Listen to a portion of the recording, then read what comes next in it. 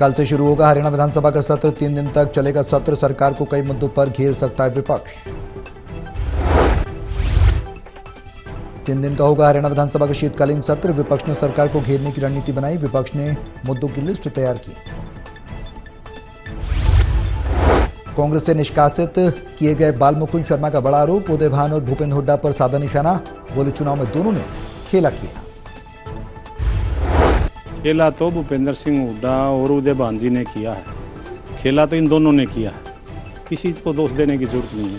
जो इन्होंने अपने लोगों से प्रचारित करवाया ना कि हुड्डा सरकार, जबकि आनी थी कांग्रेस की सरकार, तो लोगों में दहशत फैल गई। लोग हुड्डा साहब को पसंद नहीं करते हरियाणा में। इन्होंने बहुत गलत टिकटों वितरण किया।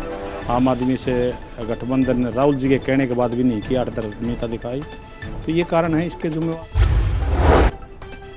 बाल मुकुंद शर्मा ने दावा किया अशोक अरोड़ा को विपक्ष का नेता और अशोक तंवर को हरियाणा कांग्रेस अध्यक्ष बनाया जा सकता है, जिसका मैंने खुलासा किया था। मेरे खिलाफ कार्रवाई की गई। बात है ये तो ओपन बात है, कोई सीक्रेट नहीं है। अशोक अरोड़ा जी का नाम आया है इनकी तरफ से, चंद्रमोहन जी का नाम आया है, गीता बुक्कल जी का नाम आया। गीता बुक्कल जी इसलिए नहीं बन सकती थी क्योंकि वो दलित चेहरा, हमारे पार्टी के अध्यक्ष अभी भी मौके पे, और आगे भी राहुल जी की सोच है दलितों को आगे बढ़ाने की, उनकी सोच रही है पुरानी, तो वो काम कर रहे हैं। तो उन्होंने उन गीता बुक्कल जी का नाम नहीं आया, चंद्रमोहन जी का इसलिए नहीं आया, सदस्य कम चाहते थे उनको, और इनका नाम आ गया। ये तो ओपन बात है।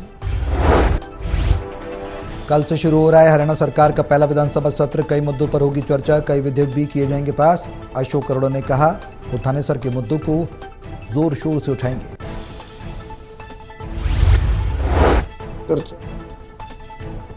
तो निश्चित रूप से जहां हरियाणा प्रदेश के आज जुड़े हुए मुद्दे हैं, चाहे वो आज डीएपी की कमी है, चाहे वो किसान को नमी के नाम पे लूटा गया जीरी में, चाहे आज वो डेंगू का प्रकोप है, बिगड़ती हुई कानून व्यवस्था प्रदेश में और विशेष रूप से कुरुक्षेत्र में, जहां इन इशू को उठाया जाएगा। इसके साथ साथ गवर्नर के एड्रेस।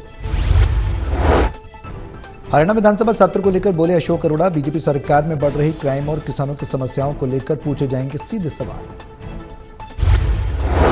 से प्रचार चल रहा है और जिस प्रकार से बीजेपी इश्यूज को छोड़कर केवल लोगों की भावनाएं भड़काने पे आई हुई है, इससे तो ये लगता है कि बीजेपी चुनाव हार रही है, केवल लोगों की भावनाएं भड़का के वोट लेना चाहती है।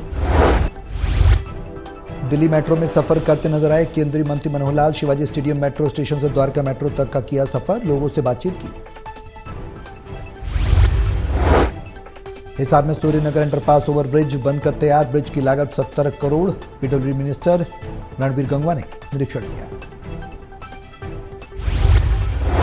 आज ये पूरा शुरू होने जा रहा है। मैं बधाई देता हूं पूरे शहरवासियों को। इससे निश्चित रूप से शहर के जो जाम होता है उससे भी निजात मिलेगी।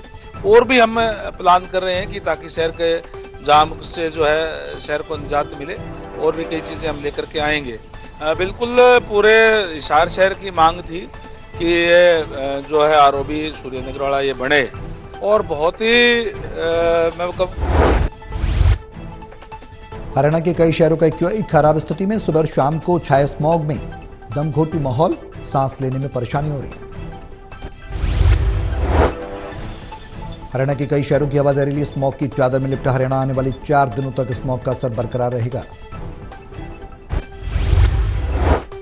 12 नवंबर को और 14 नवंबर की रात को एक और पश्चिम विक्षोभ भी आएगा जो 15 और 16 को इफेक्ट करेगा। तो इसलिए उम्मीद है कि अगले 4-5 दिनों में कहीं कम और कहीं ज़्यादा स्मोक का रहेगा वातावरण में, क्योंकि नमी भी रहेगी वातावरण में और धुआं है ही ऑलरेडी वातावरण में जो नीचे आ जाता है, तो उसके कारण जो निचले वातावरण में वो स्मोक की चादर बढ़ जाती है। नहीं, बारिश की अभी। सोनीपत में विधायक निखिल मदान ने सामान्य अस्पताल का औचक निरीक्षण किया। मूलभूत सुविधाओं की कमी के चलते शिकायतें मिल रही थी। डॉक्टरों की भी भारी कमी देखने को मिली।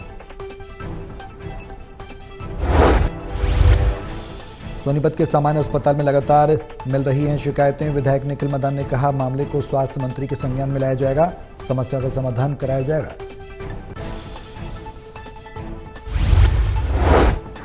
अपने सोनीपत के लिए मैटरनिटी के लिए और 100 बेड और बढ़ाने का प्रपोजल मैं आगे डाल रहा हूं, ताकि हमारे शहर के अंदर सिविल हॉस्पिटल 100 बेड और लाए जाएं